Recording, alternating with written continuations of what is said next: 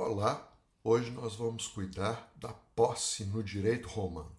O conceito de posse é bem mais antigo que o de propriedade. A doutrina romana elaborou com base na obra dos pretores ao longo do tempo. Pretores eram os magistrados encarregados da jurisdição civil. A Lei das Doze Tábuas, de 450 a.C., embora já distinga posse de propriedade, não emprega o termo possessio. Supõe-se assim que a distinção terminológica seja de fato posterior. De acordo com os glosadores, já na Idade Média, tiveram posse para o direito romano todos aqueles que possuíram com a intenção de ter a coisa para si, pouco importando se o possuidor fosse ou não dono. O animus era elemento essencial à posse. Segundo algumas glosas, animus era a convicção de ser dono da coisa possuída. Segundo outras, era a vontade de ter a coisa para si, mesmo que o possuidor soubesse que não era dono.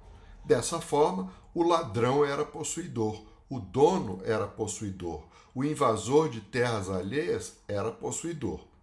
De outro lado, os que tinham a coisa em mãos em nome do proprietário, como é o caso do locatário e do comodatário, não tinham posse, mas detenção, chamada de possessio naturalis. A diferença prática é que a detenção não recebeu, num primeiro momento, a proteção dos interditos possessórios. O ordenamento jurídico protegia os direitos do possuidor. Este tinha para sua proteção uma série de interditos possessórios, garantindo a sua posse contra quem a esbulhasse ou perturbasse. Interditos possessórios eram ordens obtidas junto ao pretor para garantia da posse tranquila ou para que se restaurasse a posse perdida. Esbulhar, por outro lado, é destruir o estado de posse alheio. O possuidor perde a sua posse para o esbulhador. É o caso da invasão de terras. Bom, a posse assim protegida recebia o nome de possessio ad interdicta, ou simplesmente possessio. A proteção se estendia não só à vontade legítima, como também eu falei vontade, mas é posse. A proteção se estendia não só à posse legítima, como também à ilegítima. O invasor poderia invocar os interditos para proteger a sua posse contra terceiros.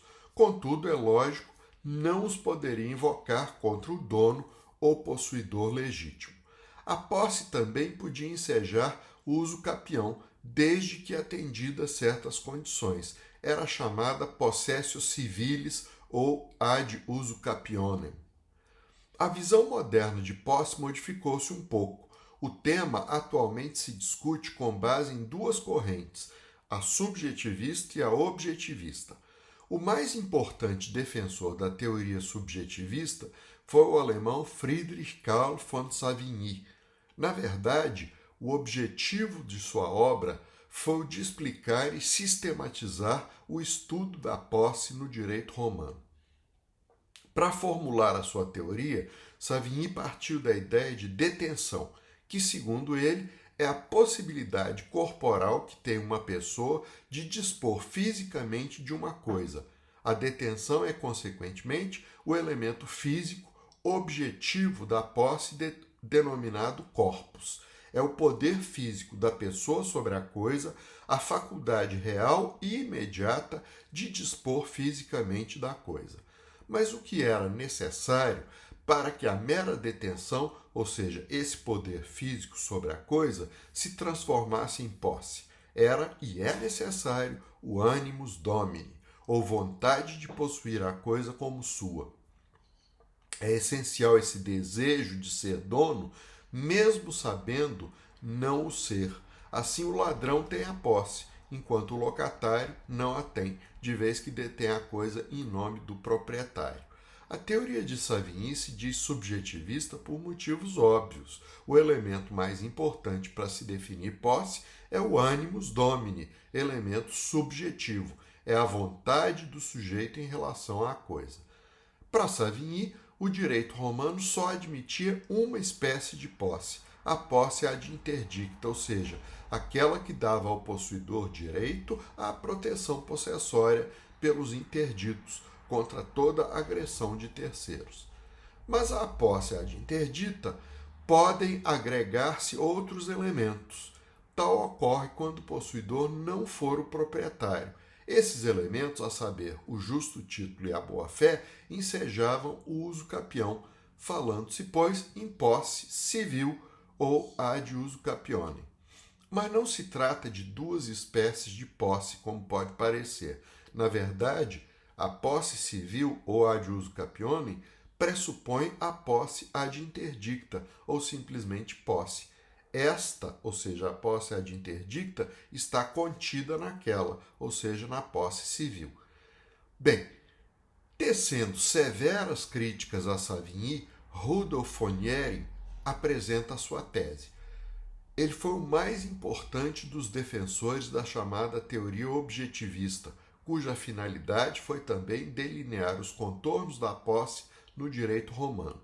Ehring, após examinar os textos romanos, concluiu, ao contrário de Savigny e de todos os demais subjetivistas, que a conceituação dos elementos caracterizadores da posse, a saber, corpus e ânimos, estava errada. Errada estava, outrossim, a importância que se dava ao elemento subjetivo, o ânimos, a vontade. Partindo de exemplos clássicos em que o próprio direito romano concedia proteção possessória àqueles que, segundo Savigny, eram meros detentores, como o enfiteuta, Ehring deduz que o que realmente importava era o elemento objetivo, exterior, para que se caracterizasse a posse. Tais casos, como o do enfiteuta e do credor pignoratício, davam trabalho à doutrina. Ora, segundo a teoria subjetivista pura, não eram possuidores por faltar-lhes o ânimos ou vontade de ter a coisa para si. Não obstante, o pretor concedia-lhes a proteção possessória dos interditos. Os juristas procuraram várias maneiras de explicar o fenômeno. A doutrina encontra-se repleta de tentativas nesse sentido.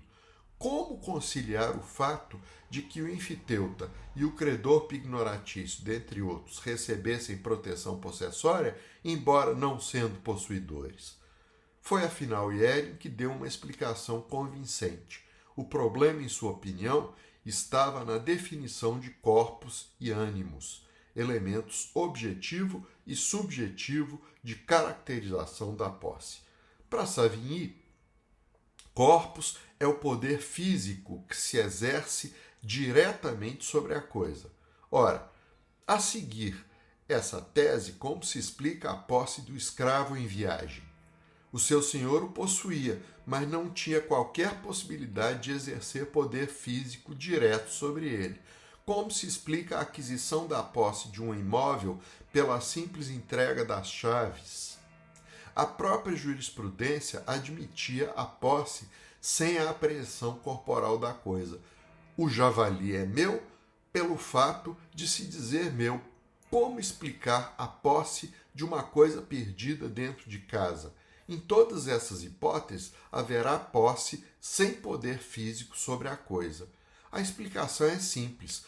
Corpus é a relação exterior entre o possuidor e a coisa possuída. É o procedimento de quem age como dono, ainda que não o seja, e ainda que não exerça poder físico sobre a coisa, como no caso do escravo ausente, da coisa perdida dentro de casa, etc. Para que se caracterize o corpus, basta que a coisa esteja sujeita à nossa vontade. O corpus seria, assim, a atitude externa do possuidor em relação à coisa, agindo ele como dono, exercendo sobre ela os direitos inerentes ao domínio, usar, fruir, dispor e reivindicar. Daí se falar que posse é a exteriorização da propriedade, que vem a ser a situação normal da coisa sob a qual ela cumpre o seu destino econômico de servir aos homens.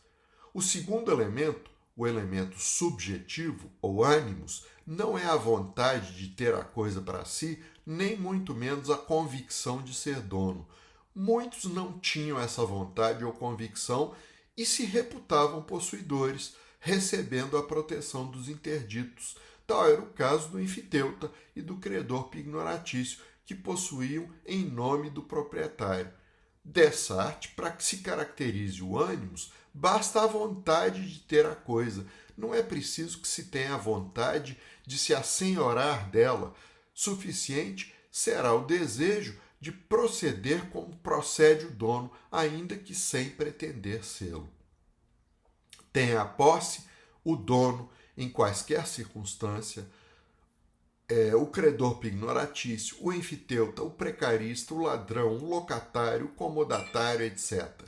Todos procedem como donos, tendo vontade de ter a coisa, embora não desejem, em princípio, se assenhorar dela. Como se deduz claramente, o ânimos está contido no corpus. Não é importante para a caracterização da posse. Resumindo, pode-se afirmar que para Hierem é possuidor quem procede com a aparência de dono, ainda que não o seja nem deseje sê-lo. Na verdade, o raciocínio é bastante simples. Se vemos uma pessoa guiando um automóvel, imaginamos logo ser ela a dona do carro. Afinal, quem usa é dono. Mas será mesmo que é? Será que em todas as circunstâncias nós podemos afirmar com certeza que a pessoa que vemos dirigindo o veículo é sua dona? É lógico que não. Esse indivíduo pode ter tomado o carro emprestado ou pode tê-lo alugado. Enfim, esse indivíduo pode não ser o dono do carro, embora em princípio pareça ser. Dessa forma, não podemos asseverar ser a pessoa que vemos dirigindo o verdadeiro dono do carro. O máximo que poderíamos dizer é que essa pessoa parece ser dona do automóvel. Parece por quê? Porque está exercendo um dos direitos de proprietário, qual seja o uso. Da mesma forma, se virmos alguém colhendo frutos no quintal de uma casa, seremos levados à impressão de ser ele o dono do imóvel, por estar exercendo o direito de fruir, característico do domínio.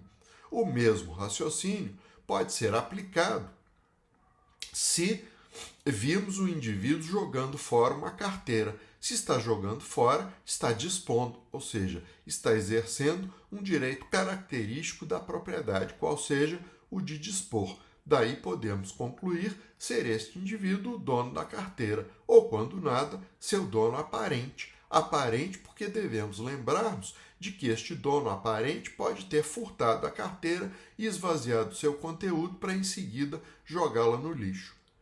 Pelo que se vem dispor, fica fácil ver por que Hierem disse que a posse é a aparência do domínio. Tem a posse quem parece ser dono por estar exercendo um ou alguns dos atributos da propriedade, isto é, o uso, a fruição, a disposição ou a reivindicação. Mas e a detenção? Quando haverá mera detenção para Hierem? Sempre que houver expressa disposição legal. Haverá posse sempre que se provar a existência do corpus, a menos que haja disposição legal prescrevendo haver mera detenção. Podemos dizer, portanto, que para Hierem a distinção entre posse e detenção não é científica, mas de direito positivo. O direito brasileiro estabelece os casos de detenção no artigo 1198 do Código Civil.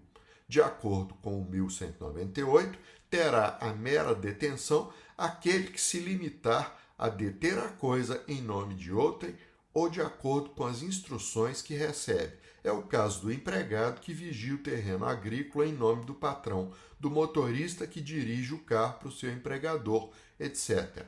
Além dos casos do artigo 1198, ainda há os do artigo 1208, segundo o qual não induzem posse os atos de mera permissão ou tolerância, assim como não autorizam sua aquisição atos violentos ou clandestinos, senão depois de cessada a violência ou clandestinidade. Daí temos que os alunos não possuem a sala de aula, apesar de a estarem usando, ou seja, apesar de estarem exercendo sobre ela um dos atributos da propriedade, qual seja o uso.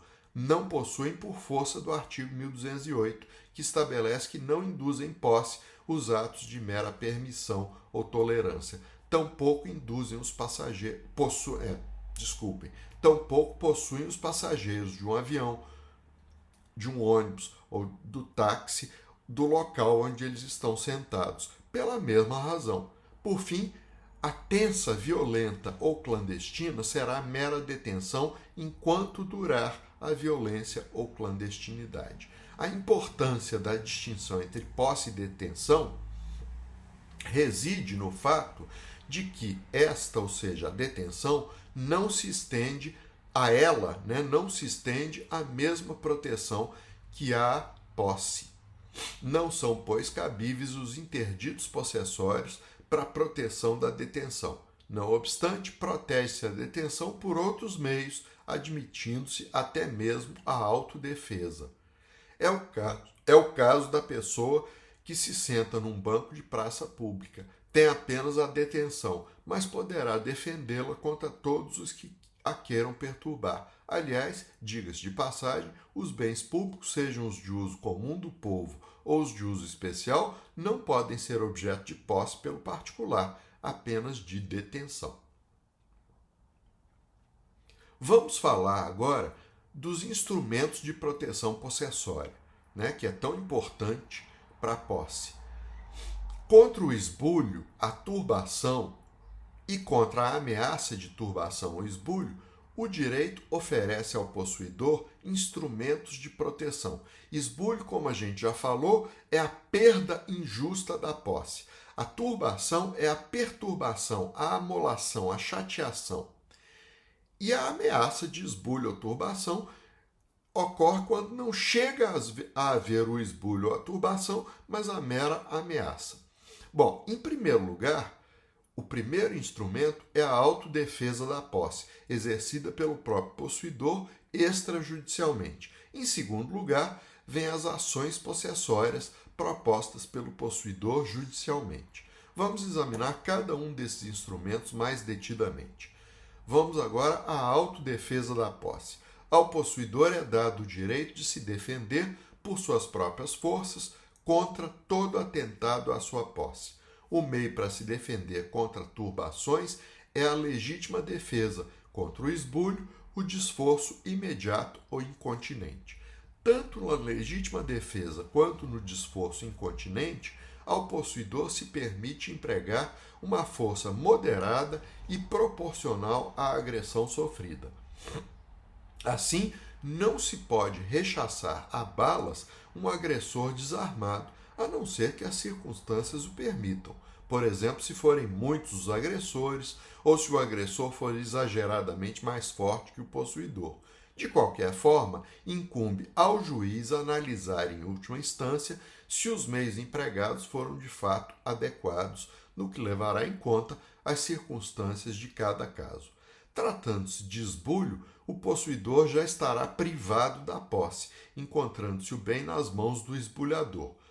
O possuidor poderá tentar recuperá-la, despendendo a força necessária e proporcional à resistência oposta, mas deverá agir logo. Em outras palavras, o desforço deverá ser incontinente, isto é, imediato. A questão se torna controversa quando se busca adequar a noção do que se reputaria imediato aos lindes do racional. Será que força imediata seria aquela que necessariamente se segue logo após a agressão? Ou será que se poderia admitir um lapso de tempo razoável entre o esbulho e o desforço do possuidor para suprimir? A melhor doutrina tem ensinado que, uma vez que acertadamente nada diz a lei, deve-se deixar a questão para o exame do juiz.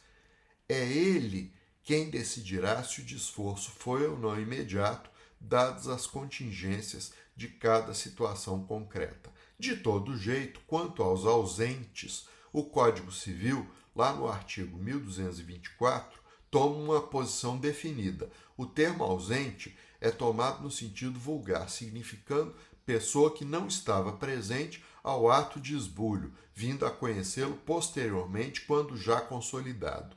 Segundo a regra do artigo 1224, o ausente só perde a posse da coisa ocupada uma vez que, vindo a saber do esbulho, não faça nada ou seja violentamente repelido pelo esbulhador. Fica, pois, claramente entendido que, estando a pessoa ausente, poderá por suas próprias mãos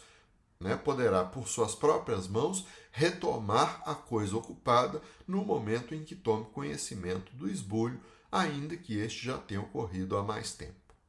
Bem, então este é o primeiro instrumento de proteção possessória, a autodefesa. Vamos agora ao segundo instrumento de proteção possessória, que são as ações possessórias chamadas pelos romanos de interditos possessórios, e mais posteriormente no direito justinianeu de ações interditais. Elas encontram as suas raízes mesmo no interdito do direito romano, do latim interdictum, interim dicontur, ou o que é dito no meio tempo.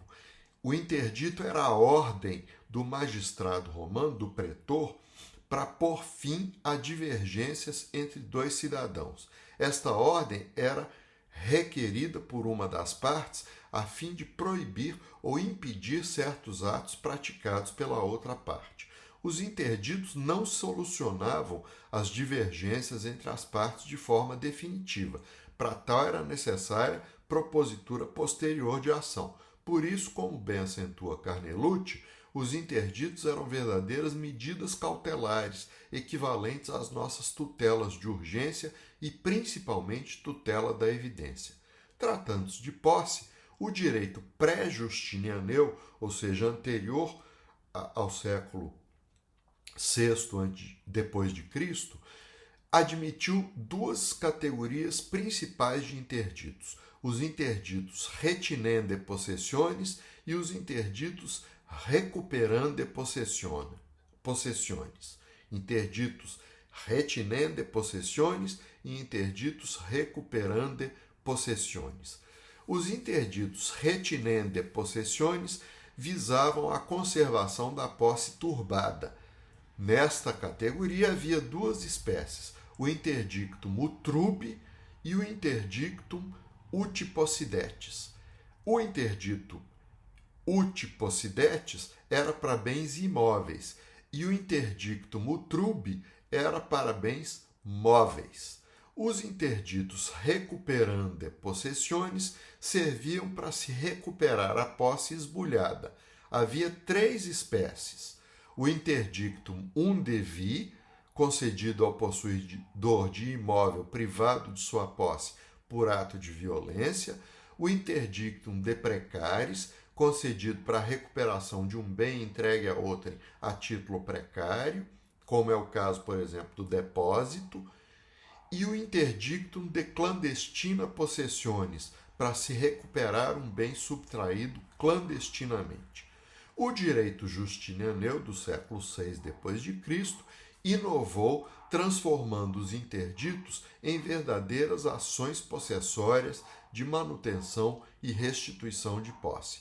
Assim continua até hoje no direito brasileiro, que admite três ações para a proteção judicial da posse: a ação de manutenção de posse para os casos de turbação, a ação de reintegração de posse para os casos de esbulho e o interdito proibitório, também chamado de ação de força iminente, para os casos de ameaça.